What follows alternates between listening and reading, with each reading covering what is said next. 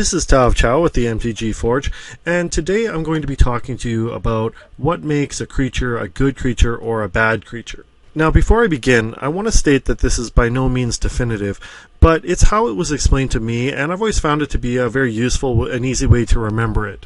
For new players, it's easy to tell that Tarmogoyf or Craterhoof Behemoth are great creatures, and it's easy to tell that a Wood Elemental is a terrible creature.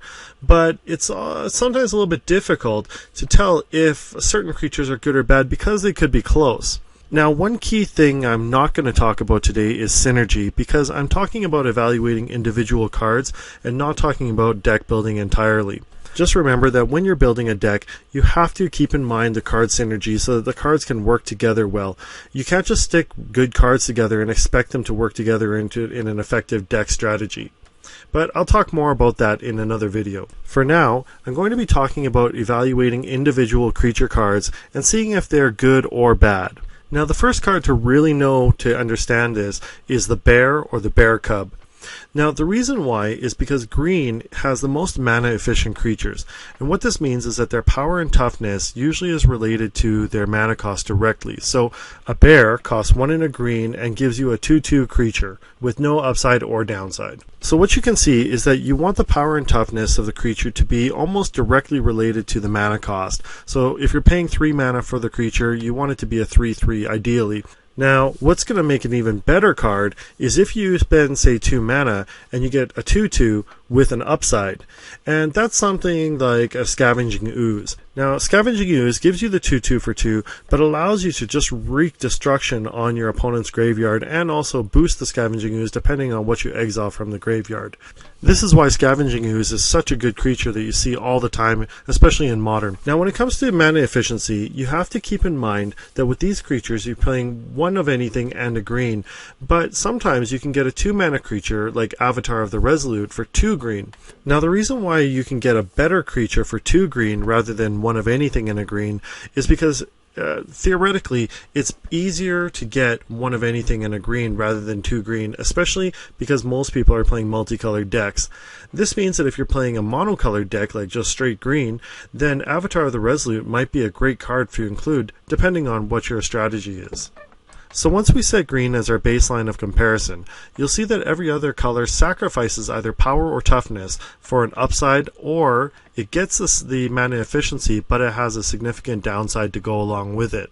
The key to evaluating whether a creature is a good creature or not depends on understanding its synergy and how that synergy can work in your deck. For instance, if you look at white, you'll see cards like Ballyrush Banneret and Auriok Champion that sacrifice some of their power and toughness in exchange for a pretty tremendous upside.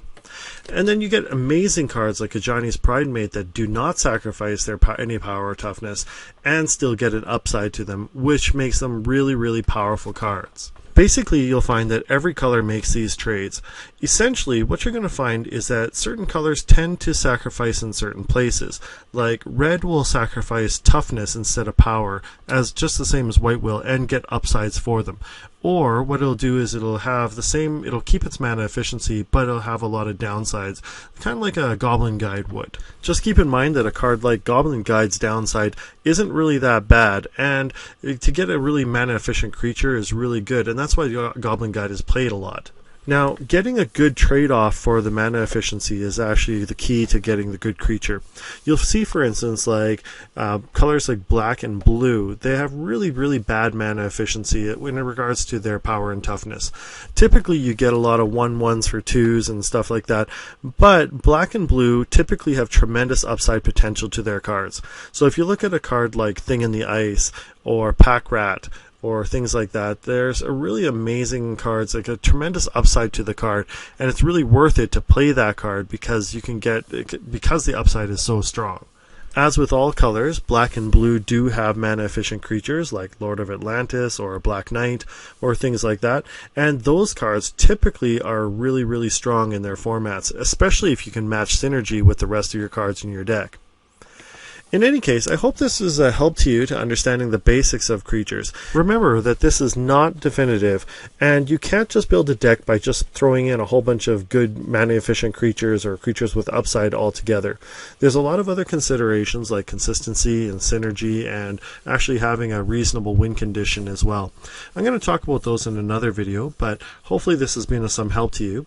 If you do like the video, please remember to like and subscribe, and if you do have a comment or have other advice you'd like to leave to decide what a good card is, please leave a comment in the comment section. Thanks for watching, and I'll see you next time.